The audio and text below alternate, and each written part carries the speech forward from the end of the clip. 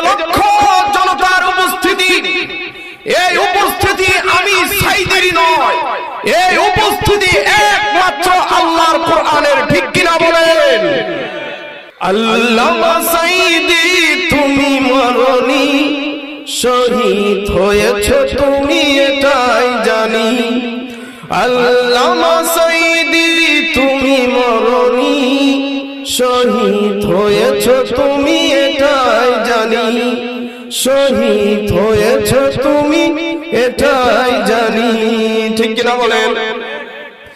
কারাগারে কাটালে 13টি বছর, বাতিলকে পেছে তোমায় দেখে থরথর। ঠিক কিনা বলেন? আল্লামা দেলাওয়ার হোসেন সাইদি রহমাতুল্লাহি আলাইহি বাইরে যখন ছিল, জালেমরা যেমন ভয় পেয়েছিল, কারাগারে থাকাকালীন সময়ে এর চাইতে আরো 3 গুণ সাইদিকে ভয় পেয়েছিল। কারণ তারা জেনেছিল আল্লামা সাইদি একটি ব্যক্তির নাম নয়। যদি সাইদিকে আজকে জেলখানা থেকে বের করে দেওয়া হতো, মৃত্যুর একদিন পূর্বেও যদি বের করে দেওয়া হতো, এদেশে এক গণ বিপ্লব ঘটতো, পুরো বাংলাদেশ একদিকে চলে যাইতো। ঠিক কিনা বলে? কারাগারে কাটালেন 13টি বছর, জালিমকে পেছে তোমায় দেখে থরথর। তুমি যে ছিলে মোদের নয়ন মনি, শহীদ হয়েছো তুমি এটাই জানি। শহীদ হয়েছো তুমি এটাই জানি। আল্লামা দেলাওয়ার হোসেন সাইদিকে নির্মম কারাগারে মানসিক যন্ত্রণার মাধ্যমে তাকে নির্যাতন করা হয়েছে। মৃত্যুর আগ পর্যন্ত তাকে নির্যাতনের স্টিম রুলান চালানো হয়েছে। শেষ পর্যন্ত আল্লামা সাইদি আল্লাহর রাস্তায় জীবন দিয়েছে। ঠিক কিনা বলেন? দেখা তো হবে না এই জীবনে, দেখা হবে জান্নাতের ফুল বাগানে। আল্লামা সাইদিকে আমরা আর দেখতে পাবো না। আল্লাহর কাছে আশাই করি আল্লাহ যেন আমাদেরকে আল্লামা সাইদির সাথে জান্নাতের মধ্যে দেখা করায় দেন।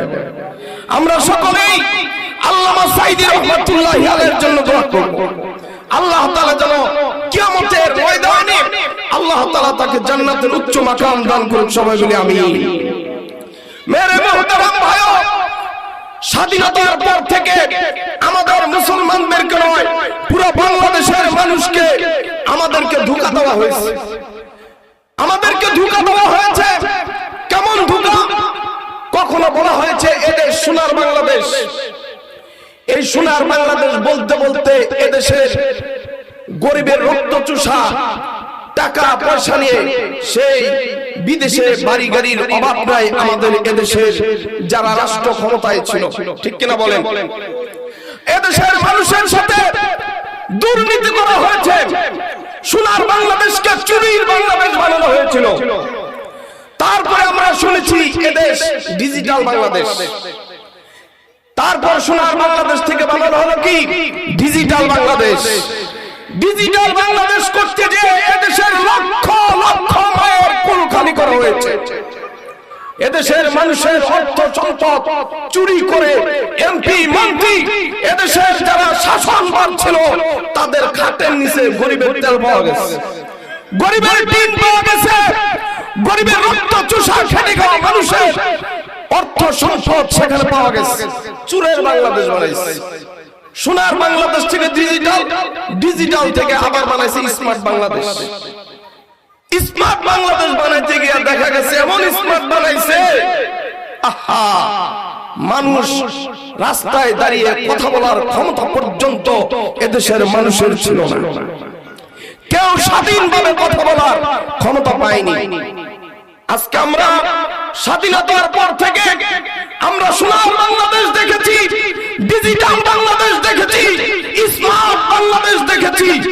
সব হলো সুরের বাংলাদেশ বানাই দিছে। আমরা আর সেই নাম করা সোনার বাংলাদেশ দেখতে চাই না। আমরা ডিজিটাল বাংলাদেশ দেখতে চাই না। আমরা স্মার্ট বাংলাদেশ দেখতে চাই না। এবার আমরা দেখতে চাই আল কোরআনের বাংলাদেশ, ইসলামের বাংলাদেশ, আল্লাহ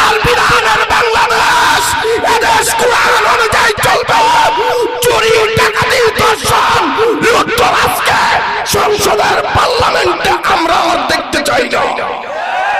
কে কে রাজি দিয়ে হাত তুলে দেখাই। আমাদেরকে বহু ধোঁকা দেওয়া হয়েছে, আমরা আর ধোঁকায় পড়তে রাজি না, আর রাজি না।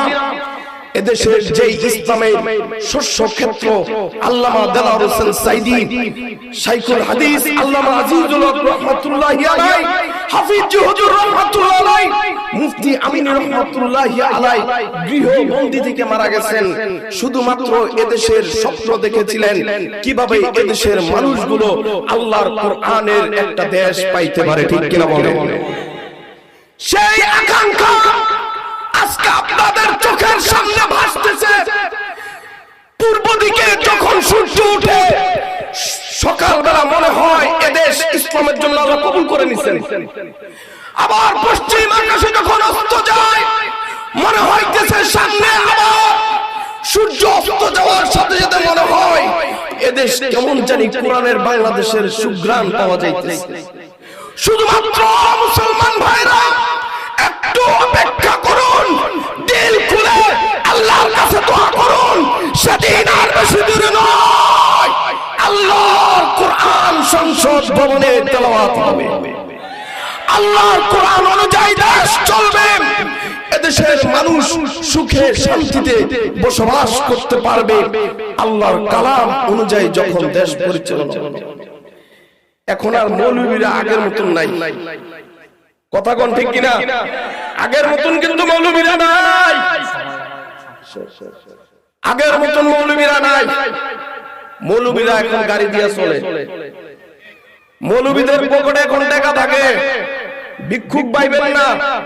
মাঝে মাঝে বুদ্ধিজীবীরা শুনে বলতো এদেশের মোল্লা মৌলবীরা কাক মোল্লারা অসামাজিক, আনকালচার, কালচার বুঝে না।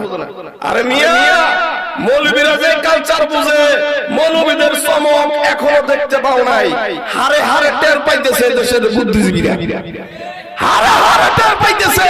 হাই হাই হাই হাই, মৌলবীরা দেখি সংসদে পর্যন্ত গেছে। আরে মিয়া, সংসদ না, আর কয়দিন পরে দেখবেন অবস্থাটা কি হয়।